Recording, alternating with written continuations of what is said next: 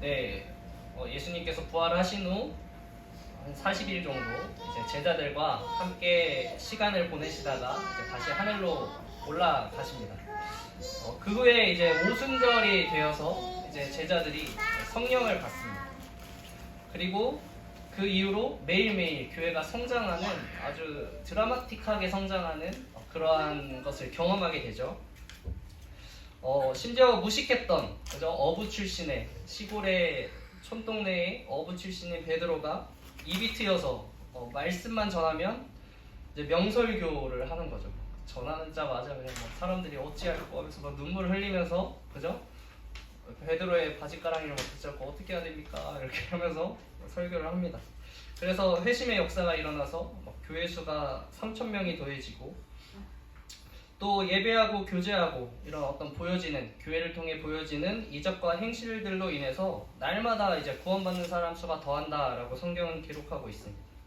또 베드로가, 그죠? 성전 입구에서 태어났을 때부터 안진뱅이가 구걸하고 있었는데, 내가 금과 은은 없는데 너는 일으켜줄 수 있어요. 더 어려운 거를, 그죠? 네, 주님의 말씀으로 일으켜서 남자 수만 5,000명, 그러면 여자 수 더하면 사실은 짐작이 안 되죠. 그만큼 많은 사람들이 예수님을 믿게 되죠. 어때요? 정말 재밌을 것 같지 않나요? 매일매일 교회가 성장하는 거죠. 그리고 교회는 위기도 잘 견뎌냅니다. 그냥 성장만 하는 게 아니라 위기도 잘 견뎌내요. 보면은 아나니아와 삽비라가 이제 거짓된 마음으로 재물을 다 팔았다 속이고, 그죠? 성령을 속이는 그런 공동체를 해치고 그러한 행동을 하지만 성령의 계시로 말미암아 잘 이겨내고, 또 베드로를 옥에 가두지만 또한 하나님 역사하심으로 말미암아 감옥문이 열려서 돌아오고 하면서 모든 것이 안 통합니다. 계략들이 안 통하는 거죠. 교회 내에 또 히브리파와 헬라파가 갈등이 생겨요. 왜냐하면 가난한 사람들은 히브리파 과부들이었거든요. 그러니까 헬라파 사람들은 불만이 생길 수 있죠. 아니, 우리 같이 헌금했는데 왜 다 저기 히브리 사람들 도와줍니까? 하면서 사실 교회에 큰 위기가 올 뻔하지만 그것도 집사를 세우고 교회의 질서를 정립함으로써 아주 건강하게 잘 이겨내는 모습을 그렇게 보여주고 있습니다. 크기만 계속해서 커지는 것이 아니라 위기를 겪어내면서 더욱 성숙해지는 그러한 교회의 모습을 우리가 사도행전 8장, 지금 읽은 8장 앞부분에서 계속해서 나타나고 있는 것이죠. 그런데 이제 마지막에 어떤 일이 생기느냐, 바로 이 예루살렘 교회의 스데반 집사가 순교하는 그런 순교 사건이 갑자기 일어나게 됩니다. 스데반을 논쟁에서 이기지 못했던 이 바리새인들은 아주 비겁하죠. 가짜 거짓 증인을 매수해서, 돈을 주고 매수해서, 야, 저 사람이 하나님을 모독했다고 빨리 거짓말해, 이렇게 해가지고 몰아갑니다. 그래서 고발을 하죠. 그때 스데반이 구걸을 하는 게 아니에요. 나 안 그랬어요, 이렇게 하지 않고 살려주세요, 안 합니다. 어떻게 하죠? 주여 이 죄를 그들에게 돌리지 마옵소서. 이건 거의 우리 이순신 장군님의 나의 죽음을 알리지 말라급의 명언 아닙니까?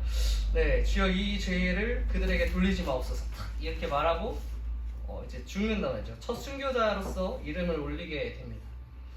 이 비극적인 스데반의 죽음은 분명 교회적으로 슬픈 일이고 굉장히 아픈 일입니다. 그래서 2절에서 스데반을 장사하고 위하여 크게 울더라 라고 이제 기록을 하고 있죠.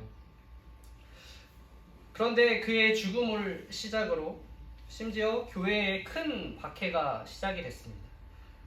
어느 정도냐면 그냥 뿌리를 뽑겠다, 이 잔당놈들 하면서 집에 찾아다니면서 그냥 어쭈 너 예수님 믿는다 그랬어? 그럼 일로 와, 감옥 가야지, 이렇게 하면서 그냥 막 붙잡아가지고 괴롭히는 거예요. 그러니까 이제 교회가 버텨요, 못 버텨요? 못 버티죠. 이제 못 버티는 거예요. 그래서 사도 외에는 다 뿔뿔이 흩어지게 됩니다. 그런데 이 비극적인 죽음, 그죠? 그리고 핍박, 교회로서는 굉장히 안타까운 상황이지만 이 상황 속에서는 하나님의 놀라운 계획이 있었다고 하는 것이죠. 당시 예루살렘 교회는 어떤 명령을 받았냐면 땅끝까지 복음을 전하라 라는 예수님의 마지막 명령을 받은 교회라고 하는 겁니다. 근데 이들은 어떻게 했느냐? 그냥 예루살렘에만 모여 있었습니다. 왜냐하면 그들은 그들끼리 모였을 때 행복하거든요. 또 하나님의 은혜가 느껴지고 막 성령님 역사하시고 그죠? 막 능력이 충만하고 병자들이 고쳐지고 능력이 충만한 거예요. 그리고 내가 굳이 밖으로 나가지 않아도 우리의 모습을 보고 사람들이 매일매일 들어오니까 그냥 성장하고 있습니다. 그리고 어떤 장애물이 막 등장해도 그냥 이겨내고 계속 성장을 하는 거죠. 이게 나가야겠다는 생각이 들겠어요? 안 들겠어요? 당연히 생각이 들지가 않는 거예요. 뭐 부족함도 없고 문제도 없고 모든 것이 충분한데 왜 굳이 나가서 복음을 전해야겠다라는 생각을 하겠습니까? 전혀 들지 않는 거죠. 우리가 추운 겨울에 어떻습니까? 따뜻한 장판을 틀어놓고 이불을 덮고 핸드폰으로 이제 유튜브나 뭐 보고 싶은 영상 보면서 좀 출출한데 귤이나 까먹을까? 그래서 까먹으면서 보고 있으면 나가기 싫은 거예요. 그죠? 약속이 있어도 나가지 말까? 그렇게 생각도 하고 최대한 뒤로 미루다가 이제는 정말 나가야겠다. 그 순간이 되면 나가게 되는 거죠. 예루살렘 교회가 딱 그런 모습이었던 겁니다. 예수님의 명령을 잊은 채 현실에 안주했고 만족했습니다. 그러나 하나님은 자기들끼리 자신들만의 축제를 즐기고 있는 이 예루살렘의 교회를 보고만 있을 수 없었습니다. 왜냐하면 여전히 예루살렘 교회 밖에는 구원받지 못한 하나님께서 안타까워 여기시는 하나님께서 사랑하시는 영혼들이 훨씬 많이 수백 수천 몇 억의 사람들이 존재하고 있었기 때문이죠. 그래서 하나님은 그 영혼들을 위해서 예루살렘 교회를 흩으시고 그 영혼들에게 보내시는 것이죠. 우리가 보건대 현 상태 지금 교회의 모습에 안주하는 교회는 사실 비전을 잃어버린 교회입니다. 왜냐하면 그러한 교회는 이미 하나님의 중심이 된 교회가 아니라 인간 중심적인 교회이기 때문이죠. 우리는 자신의 교회를 생각하면 만족하고 기뻐해야 하죠. 물론 만족하고 기뻐해야 합니다. 그것은 감사하고 좋은 일입니다. 그런데 우리가 그것 때문에 하나님, 이 교회의 주인인 하나님의 뜻과 마음을 살피지도 않고 헤아리지 않는다면 그것은 이미 교회의 본질이 흔들리고 있는 것이지. 정체성을 잃어버리게 되는 겁니다. 예수 그리스도로 모인 공동체잖아요. 우리가 예수님 때문에 예수님 안에서 모이는 공동체인데 우리가 하나님의 영광을 위해서 헌신하지 않고 어느새 자신들의 만족, 그냥 기쁨, 그냥 위안을 삼기 위해서 헌신하는 것을 하나님께서는 결코 기뻐하시지 않습니다. 제가 이스라엘을 비유로 드는 것을 굉장히 좋아하는데 이스라엘이 그랬습니다. 이스라엘 하나님의 선민으로 은혜받은 민족입니다. 그래서 하나님께서는 그들을 통해서 열방 가운데에 너희가 살아계신 하나님의 이 이름을 나타내라. 너가 만군의 여호와 하나님을 살아있음을 너희를 통해서 내가 나타내겠다. 너희가 보여라. 이렇게 하셨단 말이죠. 그래서 그들은 열방을 정말 이 민족들을 하나님께로 인도하는 백성이 되어야 했지만 어때요? 그냥 자기들끼리 만족하는 거예요. 왜냐하면 난 하나님께 이미 구원을 받았고 하나님의 선민이고 백성이 되었는데 왜 굳이? 그렇게 되는 거죠. 이 민족 결국 어떻게 되죠? 이 민족도 이스라엘도 결국 흩어지게 됩니다. 그래서 강제로 포로 생활을 하면서 깨닫게 되는 거죠. 이곳 이방 땅에서도 하나님은 살아계시고 우리의 하나님이 되시는구나. 결코 저 작은 팔레스타인 저 이스라엘 땅에서만 하나님이 아니라 이곳 먼 외국까지도 이곳이 하나님께서 일하시고 하나님의 것이구나 라는 것을 깨닫게 됩니다. 그리고 그곳에서 회당을 짓고 모여 예배를 드리면서 하나님을 알리게 되는 거죠. 억지로, 강제적으로 하나님께서 그렇게 사용하십니다. 그렇게 하니 사도행전에서는 경건한 이방인이라고 불리는 하나님을 믿는 외국인들도 등장을 하게 되는 것을 보는 거죠. 이처럼 하나님은 흩어짐을 통해서 하나님을 알리시고 복음을 전하게 하십니다. 최근 몇 년간 이 코로나로 인해서 흩어진 교회라는 그러한 관심도가 많아졌습니다. 강제적으로 모이지 못하게 하다 보니까 이제 흩어지는 교회라는 그 개념에 대해서 생각을 해보게 된 것이죠.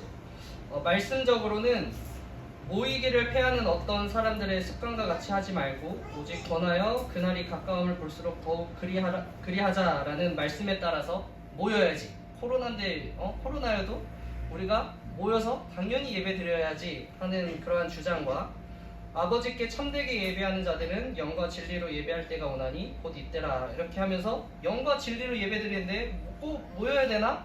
우리가 흩어져서 각자의 자리에서 잘 예배 드리면 되지 라면서 이제 의견이 나눠지게 되었죠. 그러나 우리는 알죠.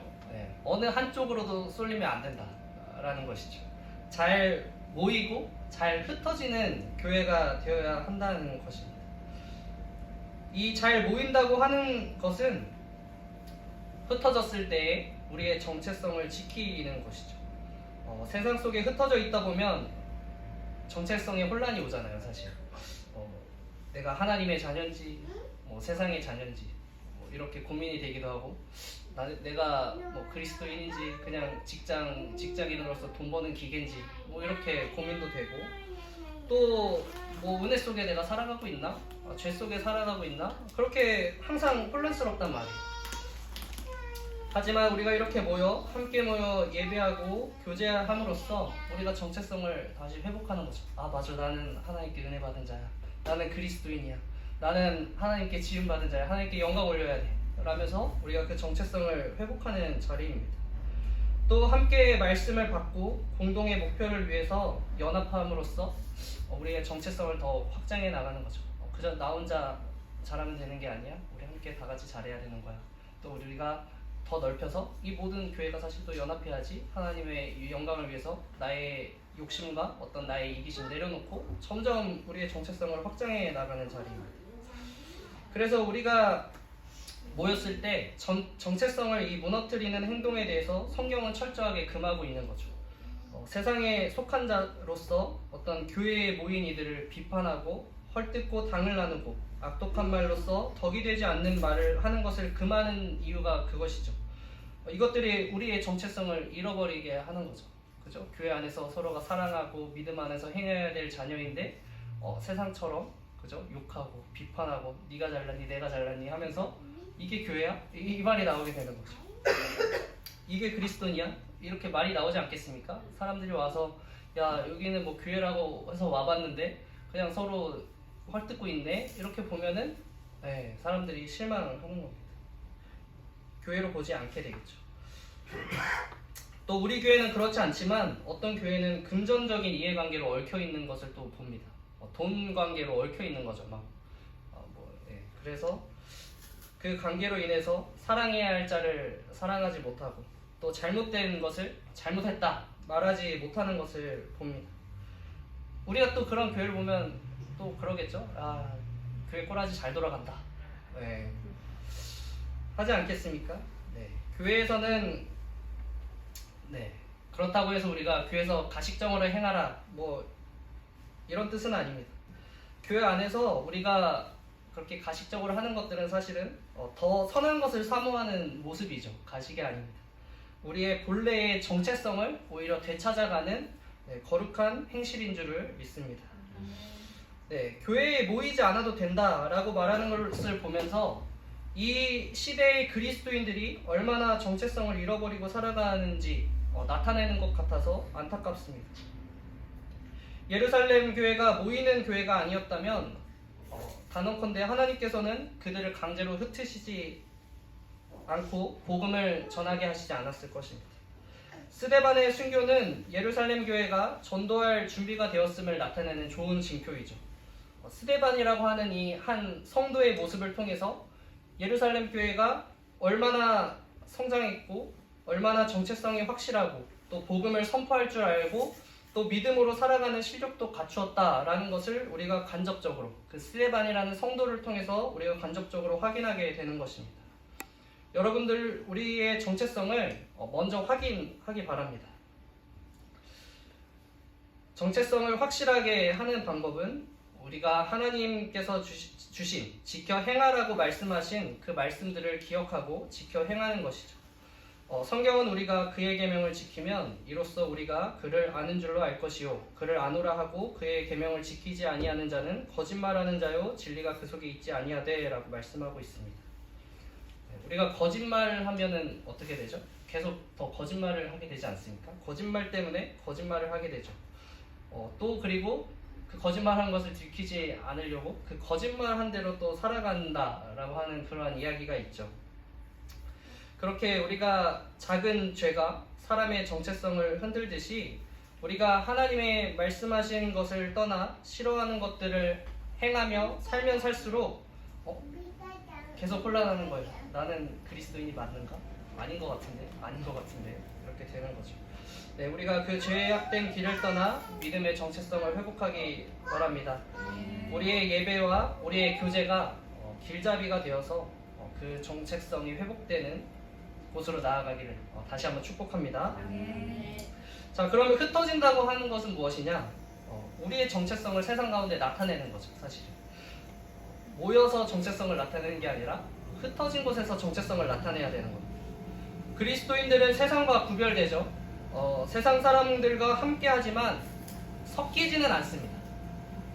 그래서 겉으로 보면 세상에 속한 듯해도 우리는 누구에게 속해 있어요? 하나님한테 속해 있죠. 또 우리는 물질만을 바라보지 않고 육적인 일에만 집중하지도 않습니다. 영적인 일을 사모하고 하나님의 영광을 위해서 일할 줄 알죠. 이게 뭐예요? 이렇게 사는 것이 세상 속에서 우리의 정체성을 나타내는 것이죠. 사람들이 우리에게 너 종교가 뭐야? 묻지 않아도 우리의 그 정체성을 나타내는 말미암아 아, 너는 그리스도인이구나, 교회를 다니는구나, 자연스럽게 생각할 수 있는 겁니다. 또 너는 왜 착하게 살아? 이런 질문 들어보신 적 있나요? 너 왜 이렇게 착해? 그럴 때 우리가 굳이 대답하지 않아도 아, 너 그리스도인이라 착하구나. 이러한 삶을 살아야 하는 것입니다. 믿는 자로서 이 정체성이 확고한 사람들은 흩어져서도 길을 잃지 않습니다. 각자에게 주어진 삶 속에 맡겨진 일이 뭔지 알고 그것을 잘 감당하기 때문이죠. 그러므로 반대로 말하면 우리가 정말 그리스도인으로서의 정체성이 바로 서 있다면 반드시 흩어져야 하는 것이죠. 그곳 가운데서 하나님의 축복의 통로가 되기 위해서, 선한 영향력을 미치기 위해서죠. 복음은 누구나 전할 수 있습니다. 그죠? 사실 여기는 우리 모두 예수님을 믿기 때문에 또 혹은 알고 있기 때문에 누구나 복음을 전할 수 있습니다. 그런데 실제로 열심히 복음을 전하는 사람들은 그리스도 안에서 확고한 정체성이 바로 선 사람들이죠. 그리고 그들이 실은 참된 기쁨을 전하는 사람들입니다. 오늘 본문 말씀을 보면 그렇게 전해진 복음으로 인해서 그 성에 큰 기쁨이 있다라고 얘기를 하고 있죠. 우리는 물론 많은 방법으로 사람들에게 기쁨을 줄 수가 있습니다. 이 성 안에도 그러한 기쁨을 주는 사람들이 있었을 거예요. 마법사라든지 광대라든지 술도 있었고요. 창녀들도 있었죠. 그렇게 기쁨, 그 세상 사람들에게는 기쁨이죠. 그렇게 기쁨을 주었지만 그러나 우리는 알지 않습니까? 그것이 얼마나 허망한 것이요, 잠시 잠깐 누리고 사라지는 정말 일말의 기쁨이라는 것을 압니다. 허망한 것이죠. 그러므로 우리가 다른 사람들에게, 우리 그리스도인들이 다른 사람들에게 어떤 세상적인 기쁨, 인간적인 기쁨을 주기 위해서 노력하는 것도 사실은 밑빠진 독에 물 붓는 격이죠.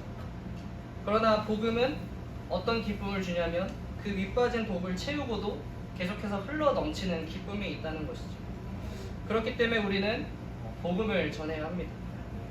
영원한 기쁨, 그리고 차고 넘쳐서 나눌 수 있는 기쁨, 그 기쁨을 전하는 정말 축복의 통로, 하나님의 통로가 되기를 마지막으로 한 번 더 축복합니다.